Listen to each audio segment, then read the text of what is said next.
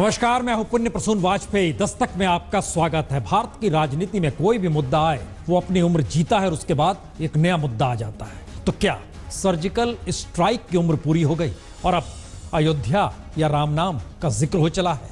बहुतेरे सवाल, लेकिन इन सब के बीच एक खबर समाचार एजेंसी पीटीआई के मुताबिक आ रही है कि संसदीय कमेटी ने मुलाकात की और उस मुलाकात के दौर में एस जयशंकर, जो कि विदेश सचिव हैं, उनसे बहुत स्पेसिफिक सवाल पूछा गया कि क्या वाकई पहले सर्जिकल स्ट्राइक हुआ है या नहीं हुआ है।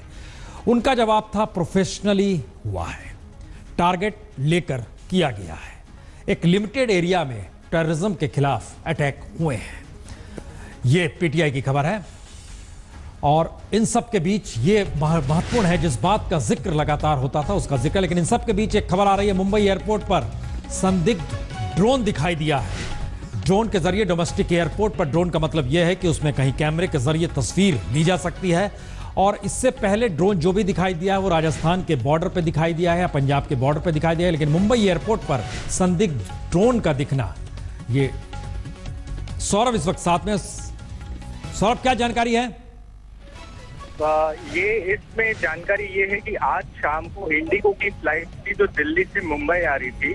मुंबई एयरपोर्ट पर जब ये लैंड ही करने जा रहा था ये हवाई जहाज, प्लेन के पायलट ने एक संदिग्ध ड्रोन देखा जो पिंक और ब्लू कलर का था। उसकी जानकारी तुरंत ने सीआईएसएफ कंट्रोल रूम को दी। कंट्रोल रूम के देने के बाद यहाँ पे लोकल पुलिस और दूसरी एजेंसी अब इसमें इन्वेस्टिगेशन में लग चुकी है। लेकिन इसमें जानने वाली बात ये होगी कि सर्जिकल स्ट्राइक के बाद मुंबई पुलिस ने ड्रोन और उससे जुड़े जो लाइट व्हीकल एयरक्राफ्ट रहते हैं उस पर कंप्लीट बैन लगा दिया था मुंबई में। और इसी बीच जहां पे ड्रोन पर कंप्लीट बैन लगा हुआ है, उसी बीच ऐसा ड्रोन, वो भी एयरपोर्ट के इतने बेहद करीब जहां से पूरा मुंबई एयरपोर्ट का नजारा वहां से दिख सकता है, वहां पे ड्रोन दिखना ये बहुत ही सस्पिशियस बात है। इसीलिए अब इसके अंदर कोई चांस नहीं ले रही, कोई रिस्क नहीं ले रही और सारी की सारी टीम बन गई है इसमें जांच करने के लिए कि आखिर ये ड्रोन कहां से आया, क्या था, और सभी इसके अंदर जांच में जुड़ चुके हैं और एक हाई अलर्ट भी जारी कर दिया गया। तो हाई अलर्ट जारी किया गया है, लेकिन इसके बाद कार्रवाई क्या की जा रही है? कार्रवाई अभी यहाँ पे जो लोकल पुलिस और जो क्राइम ब्रांच और बाकी की जो एजेंसियां है वहाँ पे पूछताछ की जा रही है। जहाँ ये कुर्ला जो एरिया है, एयरपोर्ट जहाँ से ये दिल्ली से जो फ्लाइट लैंड होती है मुंबई के लिए, तो एक कुर्ला एक एरिया है। कुर्ला के पास एक ब्रिज बना हुआ है, ब्रिज के ऊपर ये ड्रोन उड़ रहा था। वहाँ पे सब लोगों से पूछताछ की जाए, वहाँ के स्थानीय निवास और अपने इन्फॉर्मर्स को भी अलर्ट किया गया है। इस तरीके से जांच की जा रही है अभी। चलिए, और जानकारी मिले तो आप हमें बताएंगे। बहरहाल इन सब के बीच सर्जिकल अटैक के बाद जिस तरीके से सीमावर्ती राज्यों में लगातार चौकसी बढ़ाई गई है, सक्रियता अलग अलग जगहों पर बढ़ी और इन सब के बीच हाई अलर्ट देश भर में किया गया है।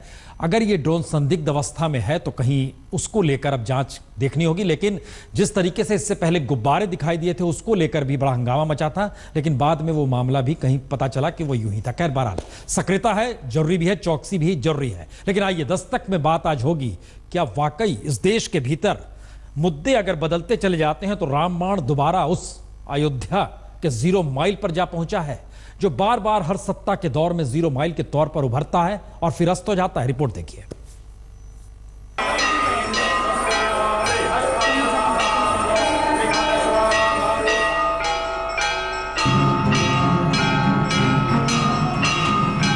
झटके में मंदिर की जगह म्यूजियम का सवाल भी अयोध्या से बड़ा लगने लगेगा। किसी ने ऐसे मौके पर तो नहीं सोचा होगा जब हर भाषण में प्रधानमंत्री मोदी सेना और सर्जिकल अटैक का ही जिक्र करते हो। सेना बोलती नहीं है, सेना पराक्रम करती है।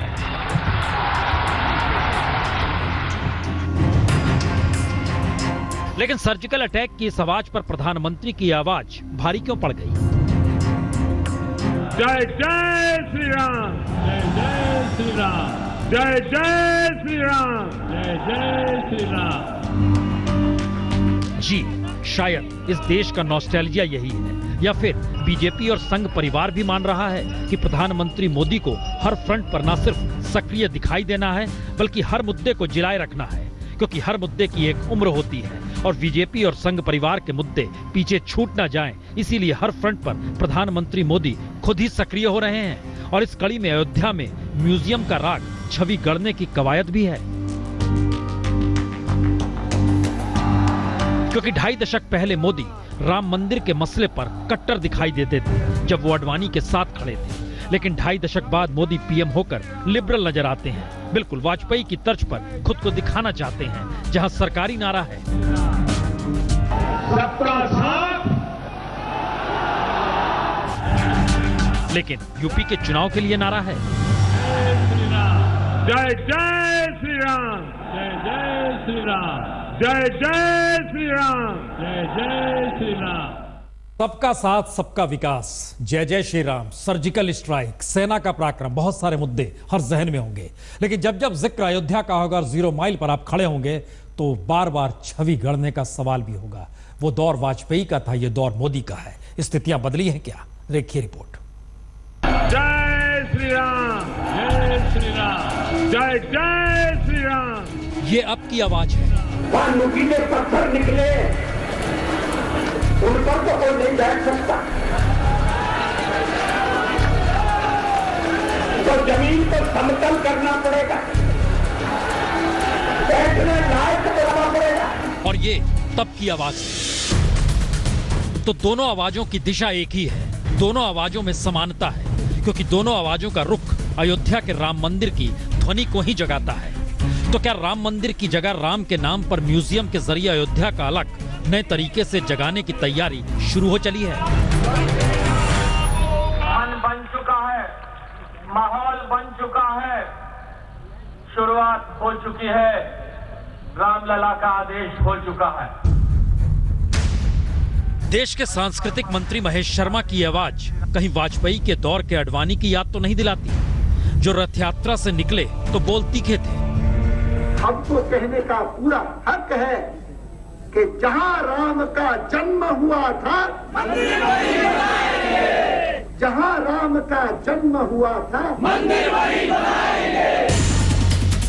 तो आडवाणी के लिए राम मंदिर धर्म का मामला था, या उस वक्त धर्म का मामला था, और महेश शर्मा के लिए राम मंदिर संस्कृति से जुड़ा मामला है, तो अब सांस्कृतिक मामला है।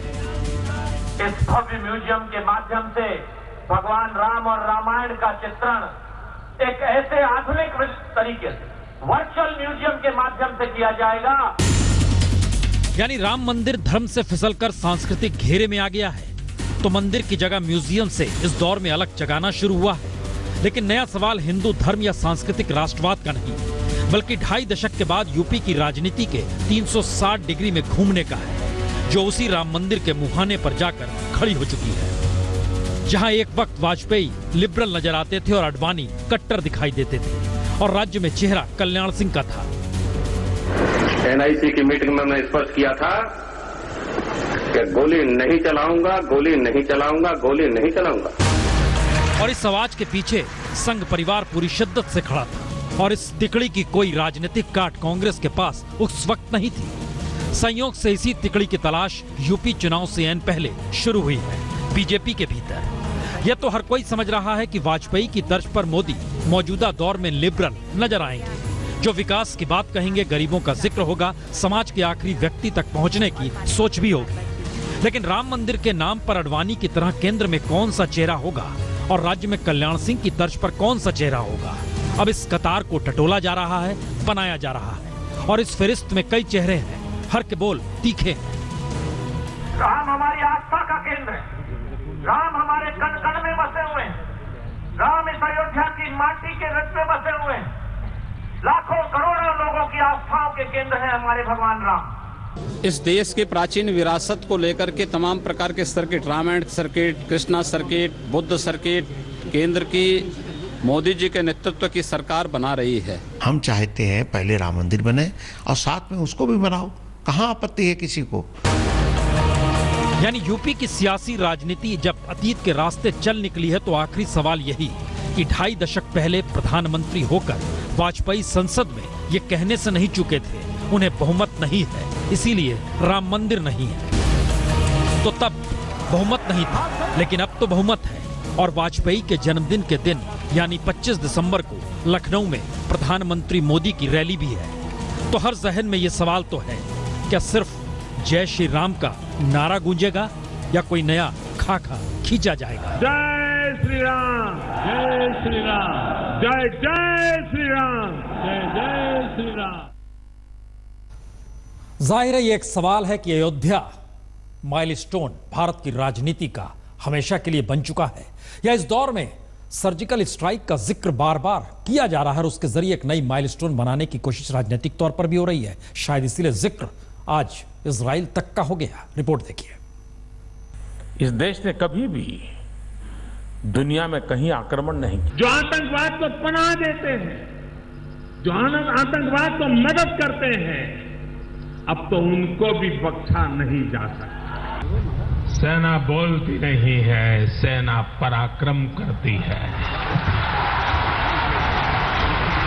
हमारी सेना के पराक्रम की चर्चा हो रही है। पहले कभी हम इजराइल ने ऐसा किया सुनते थे। तो बीते 20 दिनों में सर्जिकल स्ट्राइक को सेना की कार्रवाई के आसरे प्रधानमंत्री मोदी ने अपनी ताकत दिखाई भी और बढ़ाई भी। और आज हिमाचल में सर्जिकल स्ट्राइक के आसरे सेना को इजराइल की सेना के समकक्ष खड़ा कर दिया। यानी सेना का मनोबल बढ़े या सेना की काबिलियत पर किसी को शक न हो, इस अंदाज में प्रधानमंत्री मोदी ने अपने अंदाज में बात इस तरीके से भी कही कि कोई शक किसी पर ना करे। हमारी सेना के पराक्रम की चर्चा हो रही है। पहले कभी हम इजराइल ने ऐसा किया सुनते थे, लेकिन देश ने देखा कि भारत की सेना अभी किसी से कम नहीं है। तो यह सवाल है, क्या भारत इजराइल की राह चलना चाहता है? और इसके आगे का सवाल तो यह है, क्या भारत इजराइल की राह चाहकर भी चल सकता है? यह सवाल इसलिए क्योंकि इजराइल का सच हर कोई जानता है। दुश्मन को लेकर उसकी नीति बहुत साफ सीधी, परेशान किया तो छोड़ेंगे नहीं।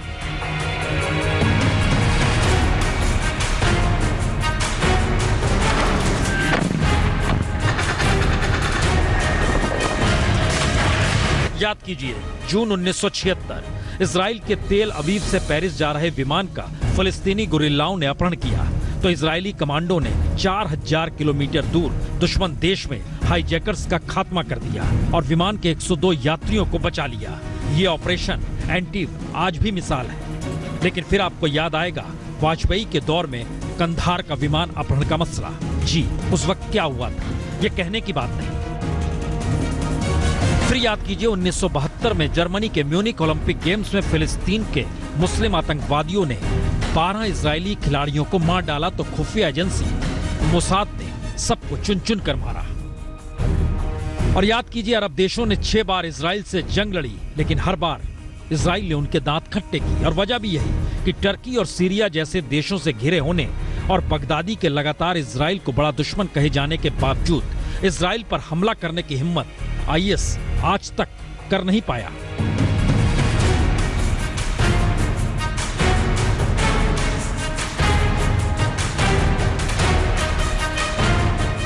और ऐसा हुआ तो वजह यही कि इजराइल की अपनी तैयारी है, उसकी अपनी अर्थव्यवस्था है, उसका अपना स्वावलंबन है। इजराइल की वायुसेना अमेरिका, रूस और चीन के बाद सबसे बड़ी है। इजराइल का खुद का सैटेलाइट सिस्टम है। इजराइल दुनिया का इकलौता ऐसा देश जिसकी सीमाएं पूरी तरीके से बैलिस्टिक मिसाइल डिफेंस सिस्टम से लैस है। इजराइल के हर शख्स के लिए मिलिट्री ट्रेनिंग अनिवार्य है, चाहे वो पुरुष हो या महिला।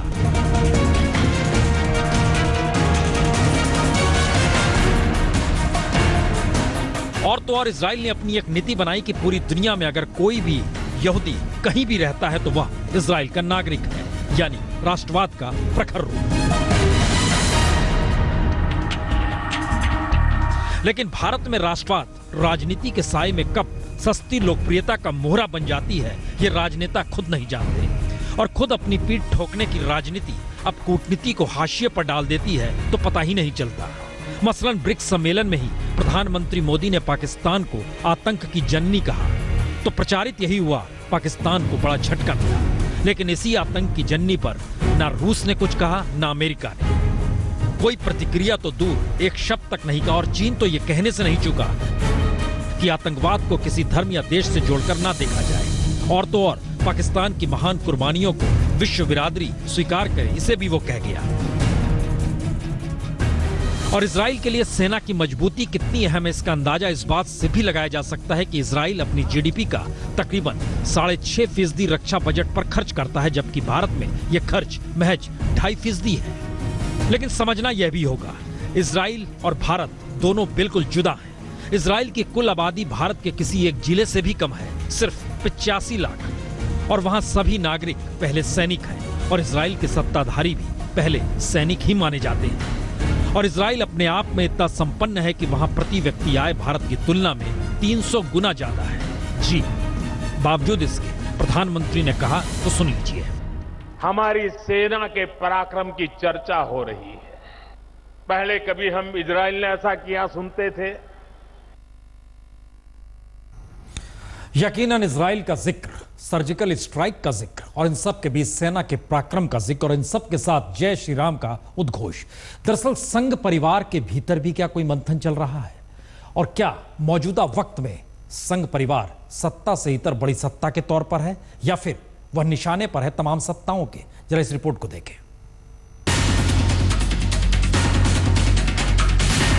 कर्नाटक के बेंगलोर से मध्य प्रदेश के बालाघाट के बीच तकरीबन 1288 किलोमीटर से ज्यादा का फासला है, लेकिन दोनों की धुरी इन दिनों आरएसएस पर थम गई है। जी, बेंगलोर में रविवार दोपहर संघ कार्यकर्ता रुद्रेश आर की खंजरों से गोदकर हत्या हुई तो बेंगलोर में जमकर प्रदर्शन हुआ, और बालाघाट में संघ प्रचारक सुरेश यादव की व्हाट्सएप पर विवादित पोस्ट डालने की वजह से गिरफ्तारी हुई तो ऐसा हंगामा मचा कि कई पुलिस वाले नप गए।